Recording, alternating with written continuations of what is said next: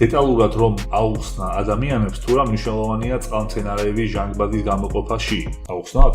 კარგი, ეს ძალიან საინტერესო თემა. ნახეთ, სკოლაში რომ გვასწავლიან რომ ხეები არ უნდა მოუჭრათ, ან ხეები ძალიან მნიშვნელოვანია დედამიწის ჟანგბადისთვის, იმიტომ რომ ხეები აკეთებენ ფოტოსინთეზის პროცესს, რადგან ხეები სპორტლები ფოტოსინთეზის პროცესს აკეთებენ და ჟანგბადის გამოყოფენ და ჟანგბადის შემდეგ ჩვენ გვჭირდება რომ ვისუნთქოთ. იმას არ გულისხმობ რომ ხეები უნდა მოუჭრათ, ხეები ძალიან საყვარლები და მაგარი ტიპები არიან, მაგრამ ჟანგბადის არსებობაში დიდი წვლილი არ შეაქვს და მაგას არასწორად ვსწავლობთ საერთოდ. თუ სწორად მახსოვს პროცენტები, ნახეთ, დედამიწაზე რა ჟანგბადიც არის, მაგის 93%-ს აწარმოებს წყალმცენარეები. ანუ წყალქვეშ იწარმოება. ზემოთ რაც არის ყველაფერი ხეები, ბალახები, მწვანე საერთოდ რაც არის მცენარეული, ეს ყველაფერი არის სულ 7%. ამ 7%-ში კიდე უდიდესი წილი მოდის ძირითადად ბალახებს.